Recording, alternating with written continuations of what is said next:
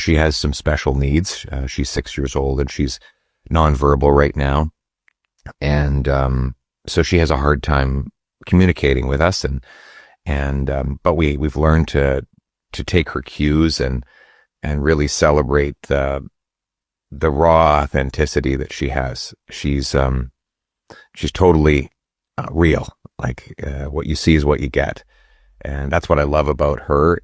She has none of the games that people play to put on an air of this or that feeling. She's just like, you get exactly what's inside her is what comes out of her. And what's special about that is when she gives you that burst of love, it's like really powerful. But I also think about like, what's her life going to be like? How is she going to pay her bills when she's older? What will her life look like when she's 60? And I probably won't be around by then. I was a late bloomer. I think I was 39 when we had her. So when she's up in her years, I won't be there. So I think about how do we build up a nest egg for her so that she can have a good life. And then I think about a lot of other families that are perhaps not as fortunate as us who have a child with a disability. How do they pay their bills?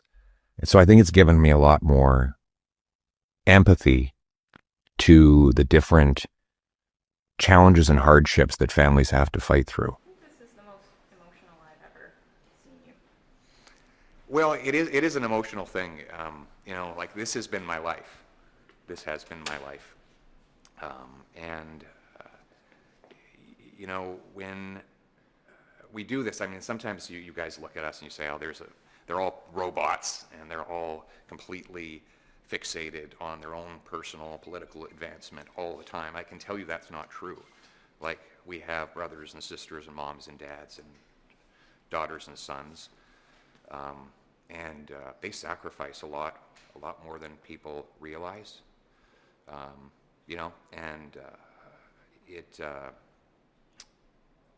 friend of mine was texting me back and forth a few weeks ago, and he said, "Are you going to do this?" I said, "I don't know. Should I do it?" And he said, "You should write 2 letters to your daughter. One telling her why you did it, and one telling her why you didn't. And which one would you be more proud of giving her?" And I think the letter that I wrote for her that indicated my decision not to run was a better one. And so one day I hope she reads it, and I hope she agrees. Differently now? We should definitely let you speak French in a moment, but I just want to ask, you are the pugnacious guy up on Parliament Hill. Right. Does this change anything in how you approach things, do you think? I think, look, I am who I am, right? I'm a fighter, but that's because there are some things worth fighting for, right? And I believe in the things that I'm fighting for. I've never viewed it as a gratuitous Colosseum gladiator sport, political debate for its own sake. It's because the things that we're fighting for matter. Like the stuff that happens here, it affects people's lives. And that's why I think Parliament should be a rambunctious place. It should be a place where the most powerful people in the land tremble every time they walk in the door, because their decisions actually affect people's lives. So I don't regret having been a fighter. But what I would say is that it's not about the personalities. It's not that I want to do any political or any personal harm to people in the other parties. It's that I deeply care about what I'm doing, and if I think they're doing something wrong, then it matters to speak up. Well, this journey began for my husband and my family 3 years ago, when he decided to run for the leader of the Conservative Party of Canada. Ever since, my husband has been traveling from coast to coast to coast, so that he can step away from the Ottawa bubble and the elite to be on the ground with Canadians and to hear directly from them. Oh boy, did we hear about what's going on the ground. Because what we need, ladies and gentlemen, is a government of the people, by the people.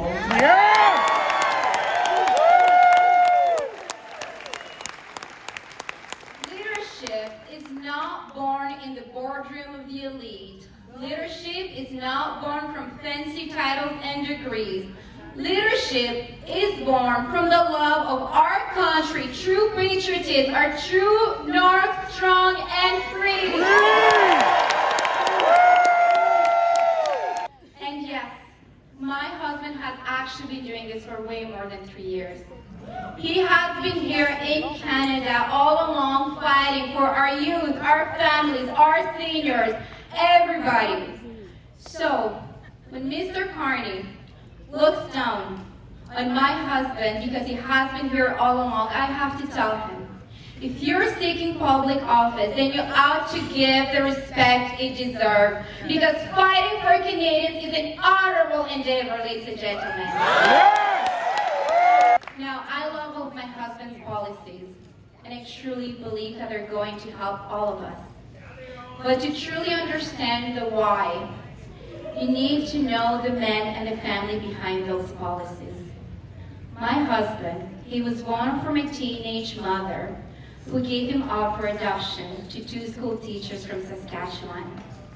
They worked really hard and lived paycheck to paycheck. Pierre has fought for everything he has. Nothing was given to him. Nothing.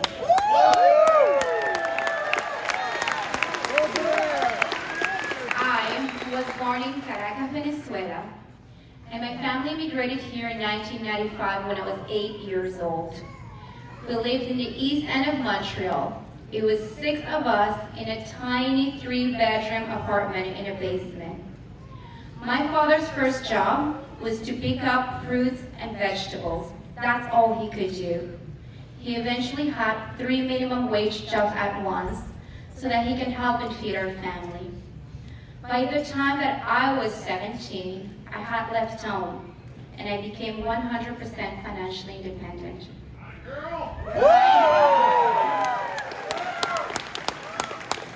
When I turned 19, I left Montreal and moved to Ottawa. I took a student loan, I put myself through university, and I worked full-time at the same time because I had to pay for rent and food for myself. I fought for everything I had. By the time that I was 25, still a single woman, a few months before I met Pierre, I was working in the Senate and I had saved enough money, $25,000, to put a down payment on a little 2-bedroom apartment that was $230,000 back then in the east end of Ottawa. That, ladies and gentlemen, that was 2012, 3 years before the Liberals took office. That was the Canadian promise, that if you work hard, you get ahead, and that's what we're fighting for.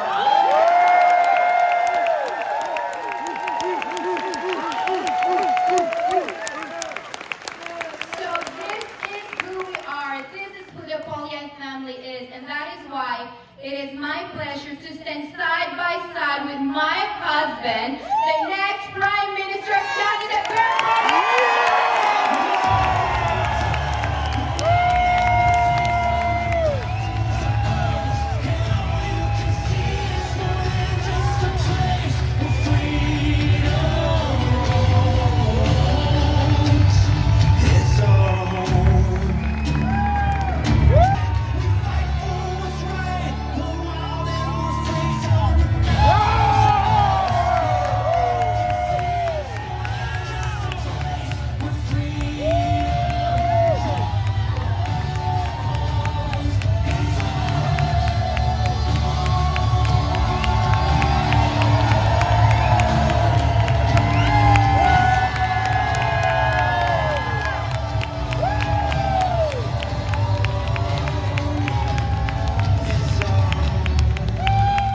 So I don't regret having been a fighter. But you know, what I would say is that it's not about the personalities. It's not that I want to do any political or any personal harm to people in the other parties. It's that I deeply care about what I'm doing, and if I think they're doing something wrong, then it matters to speak up.